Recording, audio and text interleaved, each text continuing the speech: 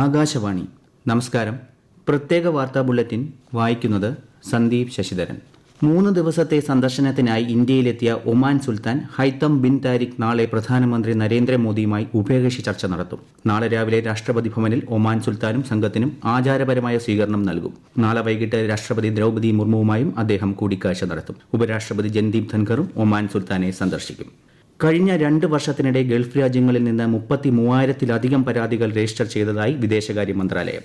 ശമ്പളം നൽകാത്തത്, അന്യായമായ തൊഴിൽ സാഹചര്യങ്ങൾ, നിലവാരമില്ലാത്ത താമസ സൌകര്യം, ജോലി സമയം ദീർഘിപ്പിക്കൽ തുടങ്ങിയ പരാതികൾ ലഭിച്ചതായി വിദേശകാര്യ സഹമന്ത്രി വി മുരളീധരൻ ലോക്സഭയിൽ രേഖാമൂലം നൽകിയ മറുപടിയിൽ അറിയിച്ചു.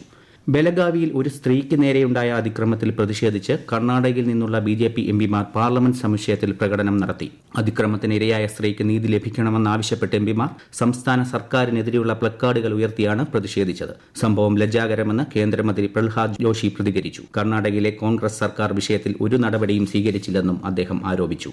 കേന്ദ്ര പദ്ധതികൾ എല്ലാ തലത്തിലുമുള്ള ജനങ്ങളിൽ എത്തിക്കുന്നത് ലക്ഷ്യമിട്ട് രാജ്യത്തുടനീളം സംഘടിപ്പിക്കുന്ന വികസിത് ഭാരത് സങ്കല്പ് യാത്രയുടെ ഗുണഭോക്താക്കളുമായി പ്രധാനമന്ത്രി നരേന്ദ്രമോദി നാളെ വൈകിട്ട് 4 മണിക്ക് വീഡിയോ കോൺഫറൻസിംഗിലൂടെ സംവദിക്കും. കേരളത്തിലും ലക്ഷദ്വീപിലും വികസിത് ഭാരത് സങ്കല്പ് യാത്രയ്ക്ക് മികച്ച പ്രതികരണമാണ് ലഭിക്കുന്നത്.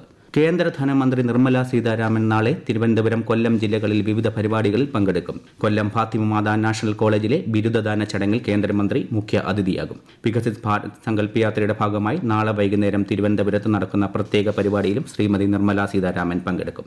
28ാമത് കേരള രാജ്യാന്തര ചലച്ചിത്രമേളയ്ക്ക് സമാപനം. തിരുവനന്തപുരം നിശാഗന്ധി ഓഡിറ്റോറിയത്തിൽ നടന്ന സമാപന ചടങ്ങിൽ പോളിഷ് സംവിധായകൻ Christoph Zanussi life time achievement പുരസ്കാരം ഏറ്റുവാങ്ങി. മികച്ച ചിത്രത്തിനുള്ള സുവർണ ചകോരം ഈവിൾ ഡസ് നോട്ട് എക്സിസ്റ്റ് എന്ന ജാപ്പനീസ് ചിത്രം സ്വന്തമാക്കി മലയാള ചിത്രം തടവ് രജത ചകോരം നേടി. രാജ്യാന്തര ചലച്ചിത്രമേളയിൽ സമഗ്ര റിപ്പോർട്ടിംഗ് വിഭാഗത്തിൽ മികച്ച ശ്രവ്യ മാധ്യമത്തിനുള്ള പുരസ്കാരം ആകാശവാണി തിരുവനന്തപുരം നിലയം കരസ്ഥമാക്കി. സംസ്ഥാനങ്ങൾക്കുള്ള നികുതി വിഹിതം വർദ്ധിപ്പിക്കണമെന്നും കടമെടുപ്പ് പരിധി ഉയർത്തണമെന്നും ആവശ്യപ്പെട്ട് UDF എംപിമാർ കേന്ദ്ര ധനമന്ത്രിക്ക് പരാതി നൽകിയതായി പ്രതിപക്ഷ നേതാവ് VD സതീശൻ. ഇതുവരെ കാണാത്ത രൂക്ഷമായ ധനപ്രതിസന്ധിയിലൂടെയാണ് സംസ്ഥാനം കടന്നുപോകുന്നത്.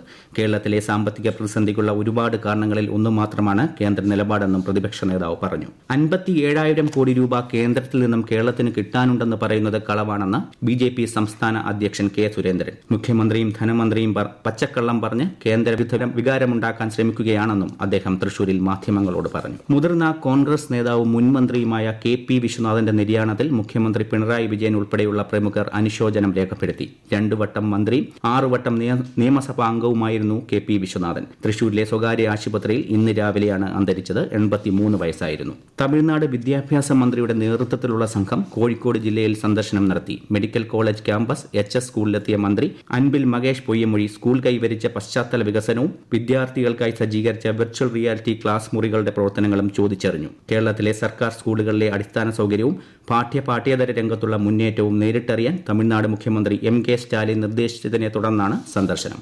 സംസ്ഥാനത്ത് അടുത്ത 5 ദിവസം മഴയ്ക്ക് സാധ്യത. വിവിധ ജില്ലകളിൽ കേന്ദ്ര കാലാവസ്ഥാ വകുപ്പ് ഓറഞ്ച്, മഞ്ഞ അലർട്ടുകൾ പ്രഖ്യാപിച്ചു. നാളെ തിരുവനന്തപുരം, കൊല്ലം, പത്തനംതിട്ട, ആലപ്പുഴ, കോട്ടയം, എറണാകുളം, ഇടുക്കി ജില്ലകളിൽ മഞ്ഞ ജാഗ്രത പ്രഖ്യാപിച്ചിട്ടുണ്ട്. മറ്റന്നാൾ പത്തനംതിട്ട, ഇടുക്കി ജില്ലകളിൽ ഓറഞ്ച് ജാഗ്രതയും തിരുവനന്തപുരം ഉൾപ്പെടെയുള്ള 7 ജില്ലകളിൽ മഞ്ഞ ജാഗ്രതയും പ്രഖ്യാപിച്ചു.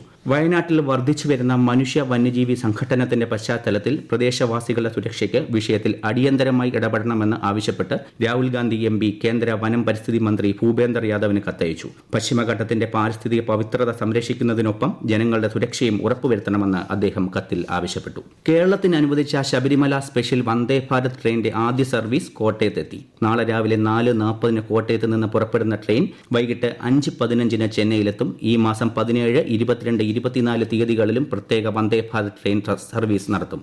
മഞ്ചേരി അരീക്കോട് റോഡിൽ ചെട്ടിയങ്ങാടിയിൽ അയ്യപ്പ ഭക്തർ സഞ്ചരിച്ച ബസും ഓട്ടോയും കൂട്ടിയിടിച്ച് 5 പേർ മരിച്ചു. ഓട്ടോയിലുണ്ടായിരുന്ന ഡ്രൈവറും കുഞ്ഞും യാത്രക്കാരിയും ഉൾപ്പെടെയുള്ളവരാണ് മരിച്ചത്. അപകടത്തിൽ ഓട്ടോ പൂർണ്ണമായി തകർന്നു.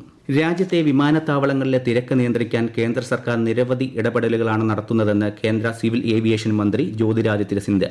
മികച്ച പ്രവർത്തനങ്ങളുടെ ഫലമായി പ്രധാന വിമാനത്താവളങ്ങളിൽ യാത്രക്കാരുടെ തിരക്കുമായി ബന്ധപ്പെട്ട പ്രശ്നങ്ങൾ ഉണ്ടായിട്ടില്ലെന്നും അദ്ദേഹം പറഞ്ഞു. പ്രത്യേക വാർത്താ ബുള്ളറ്റിൻ കഴിഞ്ഞു. അടുത്ത വാർത്താ പ്രക്ഷേപണം നാളെ രാവിലെ 6:45.